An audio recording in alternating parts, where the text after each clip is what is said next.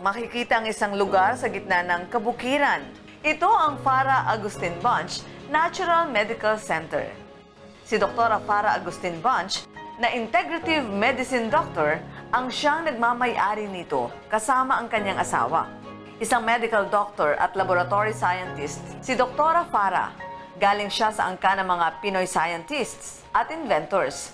Kaya ganito na lamang ka-passionate si Dr. Farah na tumulong at manggamot ng mga may sakit. I work with my dad. He's a businessman. He's a very wonderful person because he came from rags to riches. And I worked with him for several years. So we had the Dr. Farah Natural Medical Center. But back then, it was a nursing home for cancer patients. Ang kanyang ama ang unang nagtayo ng nursing home para sa mga kababayan nating may sakit na cancer. Dahil sa advokasya na makakatulong para mapahaba pa ang buhay ng mga may sakit niyang kababayan, mga natural na gamot ang kanyang ibinibigay at inirereseta sa kanyang klinik.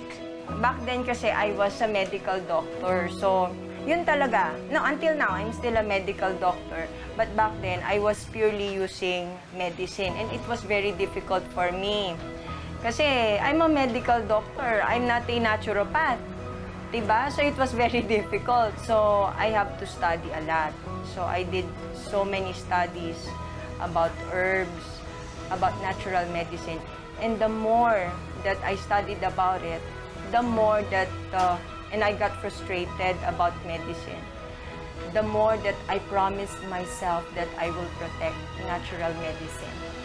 Whatever it takes of cure. Na-enlighten sila na meron palang ganitong institution that can offer safer, mas safe, mas walang side effect, yung costly, hindi masyadong mahal. So, yun. That's what natural medicine is. Ang mineral juice na gawa sa molasses ang isa sa kanyang pinapainom sa kanyang mga pasyente sa kanyang center. Nakakatulong daw ito sa pagpapalakas ng immune system sa katawan. At dito nakita niya na marami ang lumakas at nabigyan daw ng bago at mahabang buhay. Here in our institution, we really want to give the best food, organic, they call it organic, to our patient because we really believe that health comes from the food. We are more on saving life here. That's why the patient love me.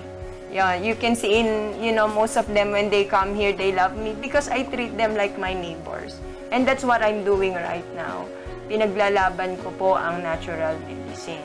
Sa kasalukuyan, si Dr. Farah Bunch ang presidente ng Association of Philippine Organic Growers o APOGI, na ang advokasya ay hikayatin ang mga Pilipino na tangkilikin ang mga organic food at isulong ang organic food at organic farming sa bansa.